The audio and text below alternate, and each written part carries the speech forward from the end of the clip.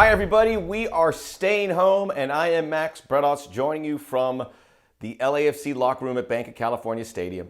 That's actually not true. This is all by the magic of TV and streaming. This is just, look who it is, Bradley. Did you like that joke? It was decent. Yeah, I'm actually What's up, man? I'm in my own house, as are you. I am. Hey, you are our first guest, so we appreciate your time, but you're in a real unique circumstance because you just joined the I got club. a lot of it. I am here. I've lived in LA a long time. You've moved your family, so how is it going through these unprecedented times? Yeah, it's been, you know what? The family coming out here helped me a lot. Before they got here, it was very tough, like to transition.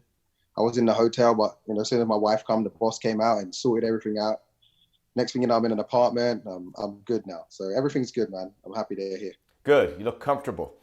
And you were coming back from surgery, and it would appear that you're all the way back. You were training with the team. You're in the mix with the guys. And then what was it like for all of a sudden things to stop?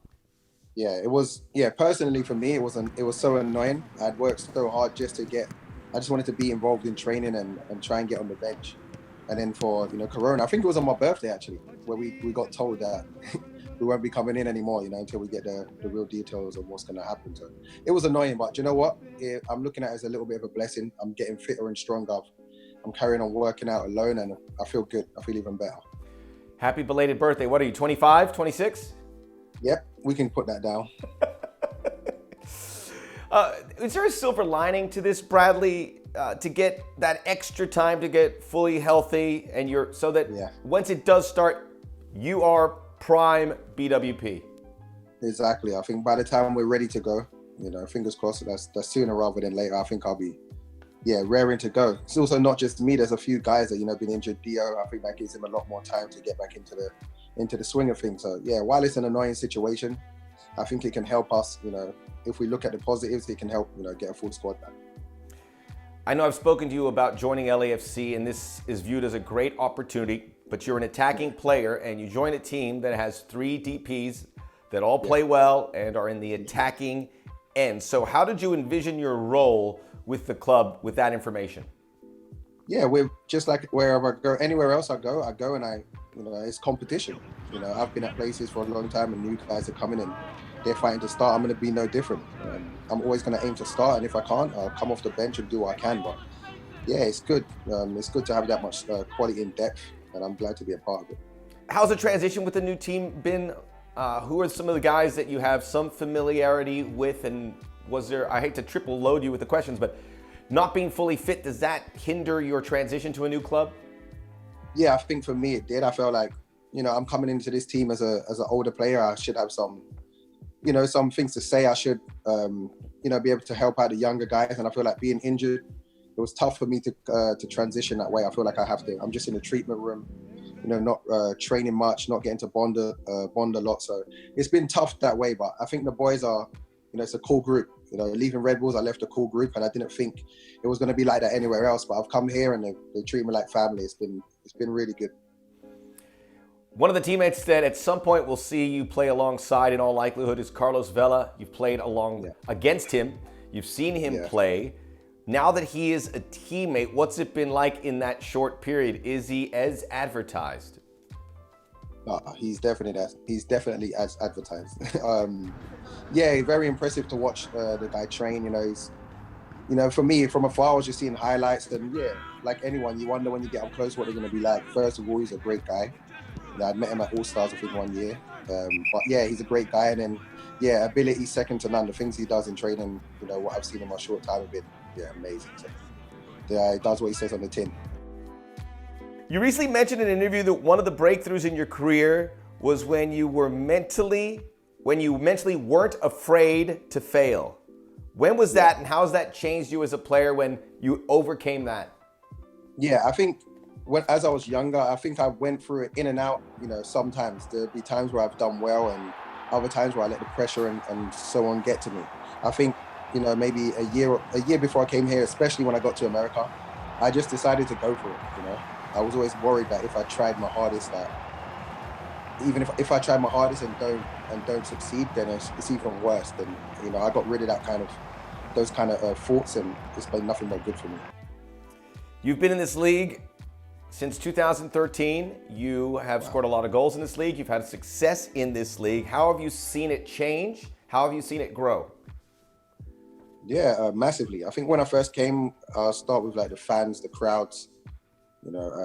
It's so different. After like 2 or 3 years of being in New York, I saw kids with the jerseys on. The standard of the league got better, and then teams like Atlanta come in. Seattle, Portland already had a great fan base. KC as well.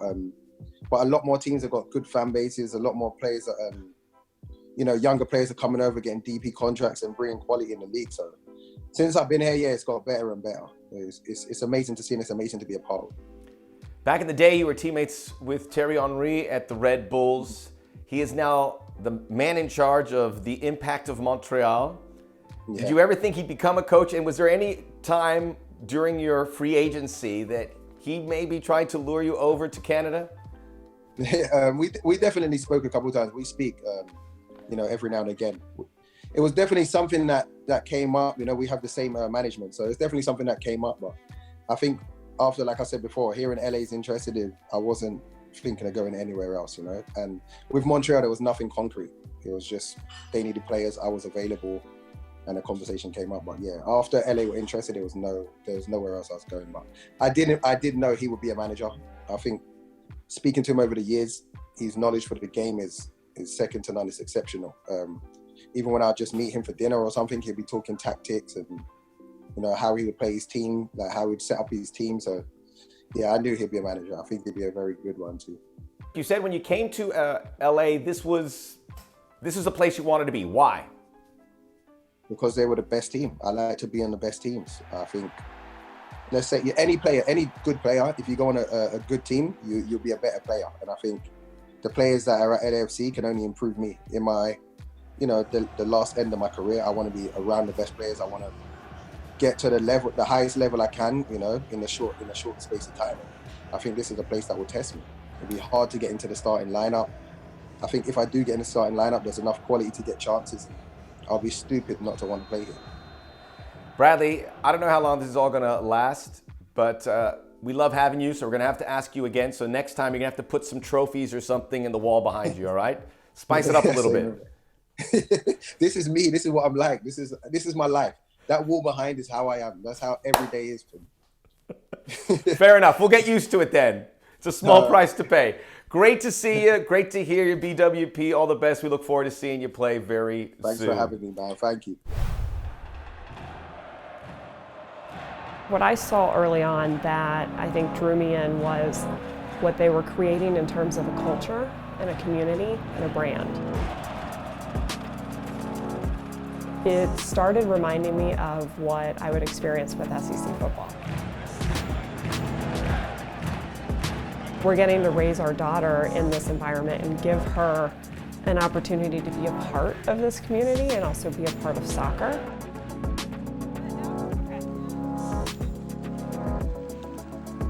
It's created this family bonding event for us and this opportunity to do something together. The Faces of LAFC featuring Amy Acevedo, aka Sweet Home Amy on Instagram. You can see all those episodes on YouTube TV. I highly recommend that. And we're going to talk to Amy here because on March 21st, she was feeling under the weather. And then she went to the hospital as well, fearing obviously the worst. And we're going to hear about that story now as we welcome in Amy. Amy, first and foremost, you've gone through this. It's been about 10 days. How are you feeling?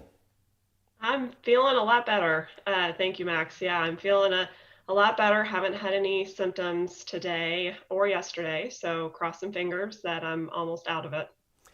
And this is a situation where you got tested there, but not for CV-19. You went on your own to check out what was ailing you because you felt something you hadn't felt prior. Exactly. So I first had symptoms on Saturday, like you said, and it was feelings that I'd never had before. It was chest pain, extreme fatigue, and shortness of breath. I was having trouble. I would get winded very easily. And so by Monday morning, when the chest pain started to get worse, it was getting really tight. I was exhausted all the time. We called my primary doctor and said, hey, listen, we think that I might have contracted coronavirus. Here's the symptoms I'm having. I'm short of breath, chest pains, fatigue. And they said, go to the ER. So that's where we went. We went to the hospital. Thankfully, they were, not overwhelmed yet with patients. So they admitted me right away. And they ran tests for everything, including heart problems. They ran an EKG, X-ray for pneumonia, blood tests for blood clots. They swabbed me for flu and 6 other viruses, but not coronavirus. And you went home to self-quarantine, knowing Correct. you may have had it. It wasn't confirmed, but obviously the feeling that took over you gave you that instinct to go. What were you doing prior? I mean, because obviously if you went to the hospital that quickly, your alerts were on. What were you doing prior and taking precaution-wise? Yeah, so we had already started social distancing a week prior. I was working remote as well. I am lucky that I'm in a business, I'm in the staffing business where I was able to, send my teams home and we all work remote. So for about a week prior to these symptoms, I had very little contact with other people. We were already, staying home and eating at home. And so as soon as I felt those symptoms and knew that something was wrong, I know my body very well, thankfully, as well. I'm very in tune with my body and I knew something was wrong. So we immediately isolated. So I was isolated first thing on Saturday evening. We isolated me into a bedroom and a bathroom where away from the rest of the house. So my husband and my daughter, I had to separate from them and not allowed. It was very tough. My daughter's 3 years old and she didn't understand why she couldn't run and hug mommy and kiss mommy. And so that was a very difficult decision, but we felt it was the right thing to do. And so by Sunday, I was not feeling better. I was feeling a little bit worse. And by Monday morning, when things were not getting better, I was running a low-grade fever around 99.7. That's when I just said, we've got to get to the doctor. We got to ask their advice. We have been talking to a nurse who's in our family the whole time, and she had been advising us, you need to be quarantined. You need to take care of yourself.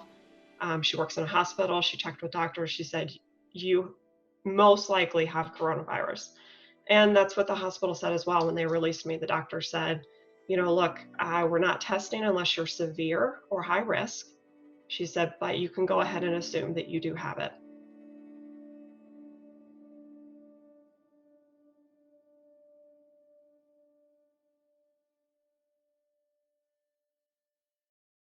When I saw Face of LAFC, I didn't know you, but then I've seen you at the stadium, and you're always there, and you're absolutely elated. And I know not being at Bank of California Stadium is as difficult for you as is anybody. Yeah. The LAFC family, though, how have they been able, the LAFC community, I should say, how have they been able to help you? What has it meant for you during these times? It's been absolutely amazing. I've made, incredible friends to the LAFC community. And I think that has been one of the greatest gifts that we've had. Absolutely. It's so difficult not to be at the bank. We are there, like you said, every single time that we possibly can be there.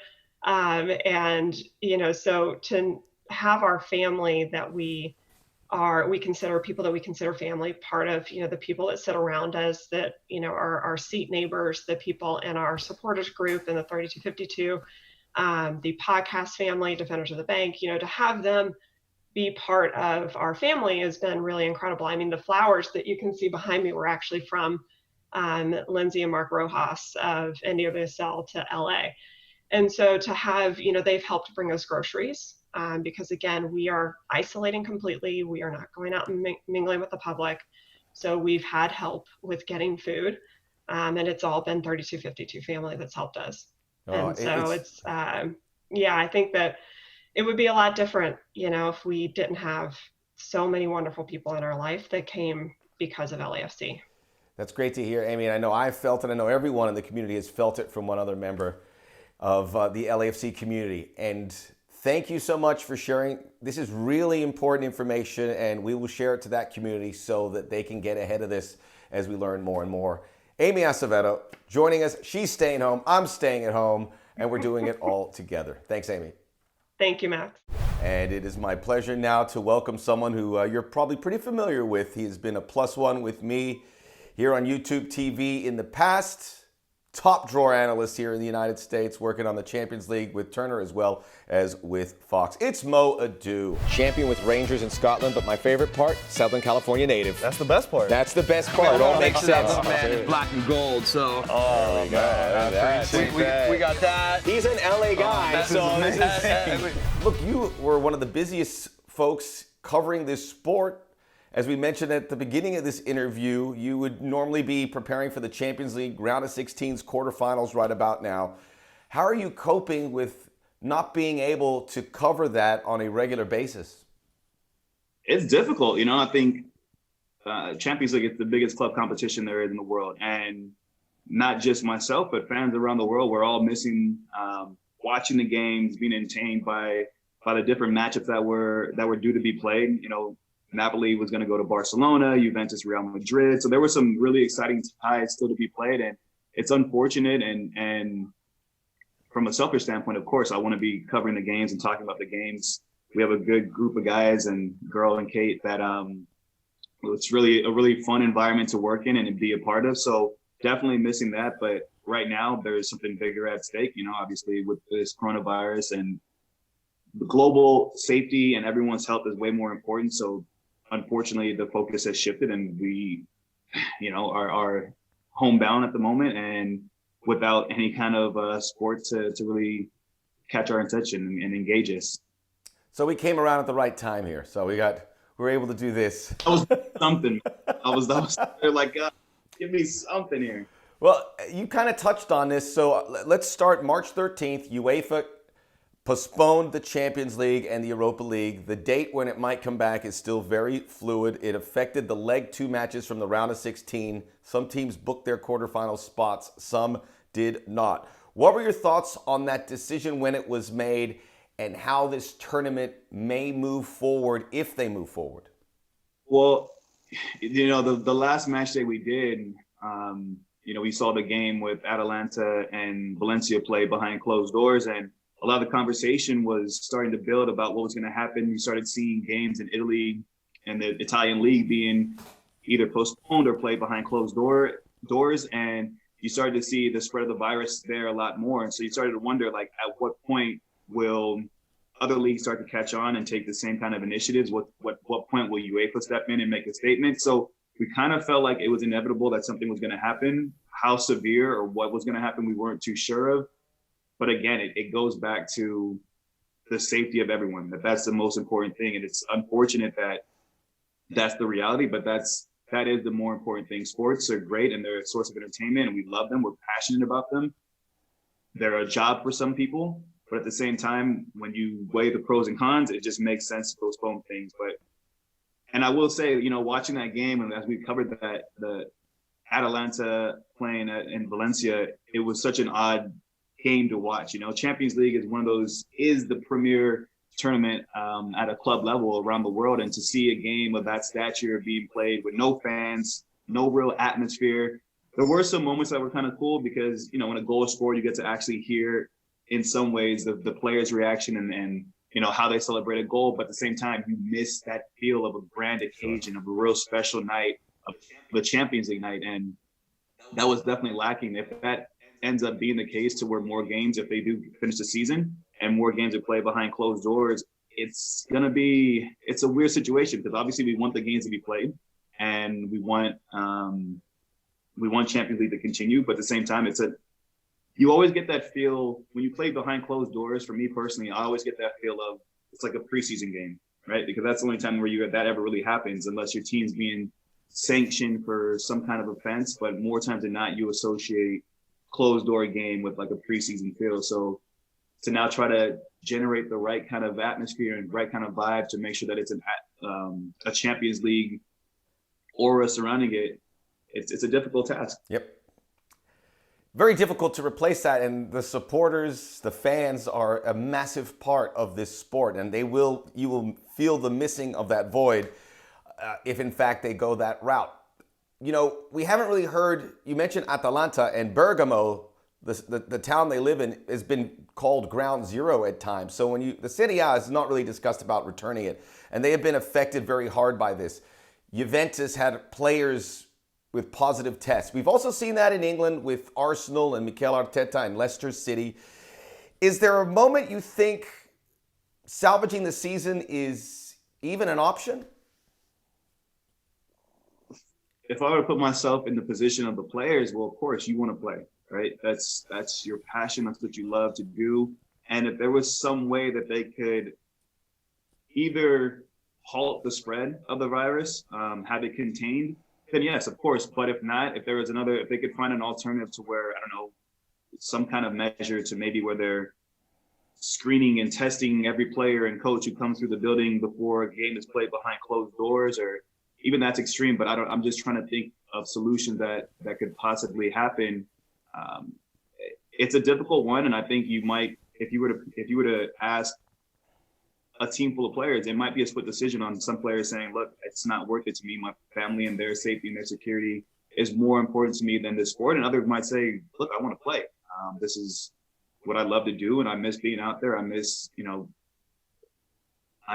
what I'm paid to do. So for me personally, again, I think I would probably lean towards the side of saying that my family, especially now that I have a son, my family is more important than anything. Yep.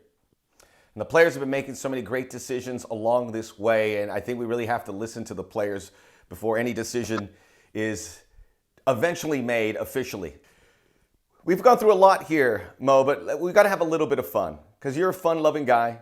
So we're going to go with a little segment called Around the Web. I'm going to show you some clips. There are going to be 3 clips. There's going to be one that you give a red card to, one you give a yellow, and one you just give a warning to, and you'll see what I'm talking about. All right, we're going to start with Around the Web. This is Marcos Llorente of Atletico Madrid, and this is a trick that's been going around. His significant other was not aware of what it is. Glass of water, and you hold it up with a broomstick. Have you seen this? Yeah, I've seen it, and I'm a little bit annoyed that I haven't done it yet, but this one's coming. You're gonna see soon. I'm gonna have a video of this as well. All right, so maybe this won't get the red card. Okay, he sits there, brings in his lady, she holds it, and then he walks away, and he takes the chair. She's fantastic holding that. I'm gonna give you I'm gonna wait till the end to give you the cards. All right. All right. Yes. And there she is. She might still be there right now, quite frankly. All right. I like this one. A couple people do this one now. That's hurting my arms just watching it. But did you see how it played out? Because he actually caught it. All right. This is a dog toilet paper challenge. I know we've seen enough TP challenges, and it urinated on the camera. This dog just went right up to the camera. It was a pretty bad TP challenge. Have you had enough of the TP challenge? Did you do it? Nah, I didn't do it, man. A few people sent it to me, and I was gonna do it, and then I was like, it's getting kind of watered down. I'm gonna leave it alone. Yeah, and kids are getting hurt. Paul Pogba's family. First of all, his what a beautiful little boy he has there, but it smacked off it. Thankfully, it was toilet paper. He didn't look too hurt by it. The warning goes to Llorente. The red card's got to go to the red card's got to go. The dog or the bad parenting? I'm gonna give it to Pogba. Red card for Pogba. Just what he needs right now. I'm only giving the dog gets a pass just because if it was just him juggling, then that would have been the red card straight away because I'm over that one. But the fact that the dog stole the show, goes, you're camera, I got it. That one, it gets a pass from me. You can't fake it. The dog does what he does. You can't kill the dog to put him on your payroll. And exactly. Hey, Mo, great to see you, my friend. I hope we get to do this a little bit. It looks like you're doing as well as you can under these circumstances. You haven't let yourself go. I'm sure you still have those big pipes upstairs. Let's go. This little gun show. Active, bro. Gotta stay. But hey, man, thanks for joining us. And I hope you guys enjoyed staying home. And we will be here for you on the LAFC Family YouTube TV. Stay tuned. Much more to come.